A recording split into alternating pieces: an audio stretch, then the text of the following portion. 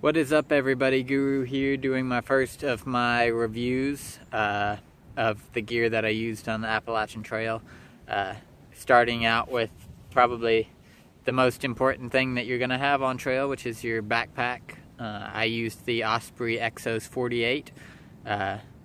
Great pack for your if you're ever contemplating doing a through hike or just getting out there and just trying out a long distance hike. I would definitely recommend the Exos 48 from Osprey. It is a great starter pack. I am planning on doing the PCT next year. I don't plan on bringing the 48. I will give you reasons on that in a little bit. I'll give you the pros and cons on the pack. I'll give you a good view of what I liked and what I disliked. So yeah, let's get to it.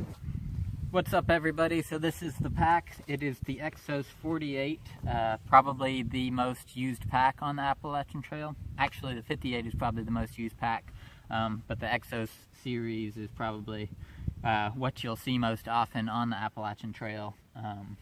You'll see it on a lot of through hikes or long distance hikes. It's probably the most feature-rich, lightweight pack you can get, fully framed. The amount of detail that they put into it is quite nice for how much you can do with the pack for how light it is. So the top pocket, I didn't actually use that often. I used it for the first 100-mile wilderness, and then I stopped using it after that. Nice zippered pocket up top, nice mesh pocket there. But the reason I stopped using it, I didn't need the space, and there is accessibility all over the pack. There's hip pockets, shoulder pockets, side pockets, and there's a giant mesh pocket on the back.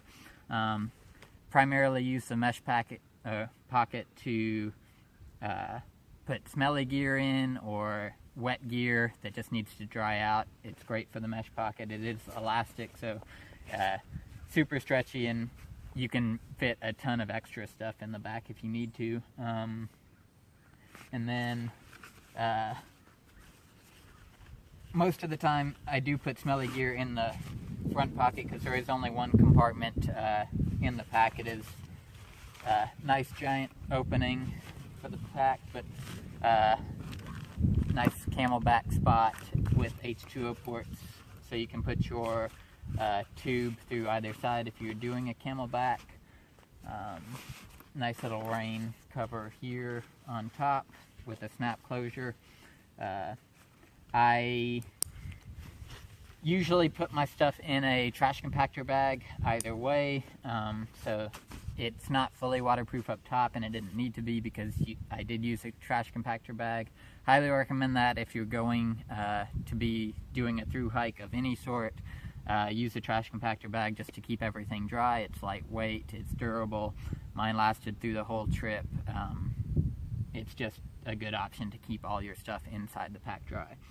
And if it's in the mesh pocket on the outside, smelly or wet, it's not going to matter if it rains that day because it's just going to stay wet, or it's going to hopefully help with the smell. What else do we have on the back? Cinches to get everything nice and tight.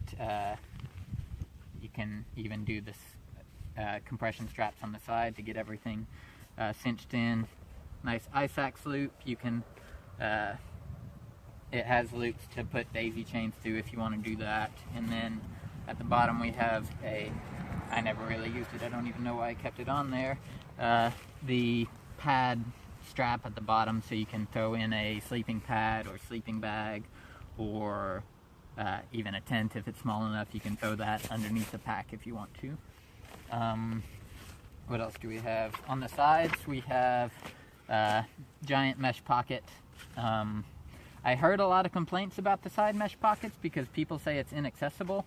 The top, I would say, is inaccessible. It's hard to really reach up and get into the pocket from the top, but there is a giant hole here to get into the pocket, which I don't think, it took me 3 weeks to figure out that it was there, and it made the pocket super accessible. And I met a lot of people along the way that just didn't know that that pocket was there, or didn't realize it was there, to get into the side pockets while you're hiking. So it's really easy to just have a water bottle here, to just throw something in the pocket from the side, and it's easy to get it out. I will put a video at the end showing you how to do that while the pack is on.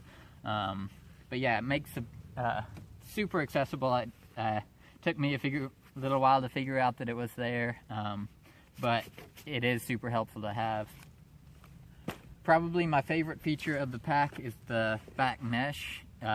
It keeps the pack off of your back, so there's no like sweaty, gross back when you're hiking. While frameless packs do have the super lightweight feel to them, you don't get the pack off of your back, which is a deal breaker for me usually, because I just don't like having the heat on my back. And it's really nice when you get a nice windy day and you get a nice breeze going across your back while you're hiking. We have loops through here to hold a drinking tube that goes from either side. If you're doing the camelback, I strapped a keychain on. I kept sunglasses in one of them. Got shoulder pockets, the mesh pockets. That's my main gripe about the pack. The mesh pockets will wear out. They end up getting holes in them all the way around. I think I have a few small holes. But they lasted the whole AT, so I don't know if I can complain too much about that. And with Osprey's warranty, they'll replace, if it gets worn out, they'll replace it, so or they'll fix it, so they'll sew new pockets on or whatever. But yeah, so I don't know if that's too much of a downside, because they did actually last all the way through the hike. An adjustable sternum strap with a whistle on it, strapped in. You can adjust the load lifters, adjust the shoulder straps, adjust the hip belt. This pack is a medium. It fit me just fine, even with me being super skinny, so that was nice to be able to have a taller pack that actually fit around my waist. I did usually have to cinch it all the way up, but yeah, the hip belt worked fine. The pockets on the sides are large, but they're not big enough to hold a cell phone, maybe an old cell phone or a small cell phone, but my Galaxy S6 did not fit in the pockets, and any phone that's around those specs, the new iPhones, will not fit in the side pockets, which isn't that big of a problem. I always just put mine in the side here, and it was fine. Easy to get in and out with that side pocket, which I'll show you later. Has a nice, for your hiking poles, you can put your hiking poles in, and just, if you have adjustable poles, just make them small and put them, the loop goes through there, and the poles just sit by your side. I never found use for that. I maybe used it once or twice, but I usually just use my hiking poles anyway. I guess it's for town or something, if you're in town and just need to put them away for a little bit, or maybe for Mahoosuc Notch. You probably want to, or any really rocky places with large climbs. But yeah, I think I've went over everything. Ice pack spots, and yeah, super good lightweight pack to have for the trail. Like I said, it's probably the most seen pack most used pack you'll see on the trail. Great pack to have if you're beginning, if you're looking for a lightweight pack for your first through hike, or just a long distance hike, or just a weekend pack even. It's a great weekend pack.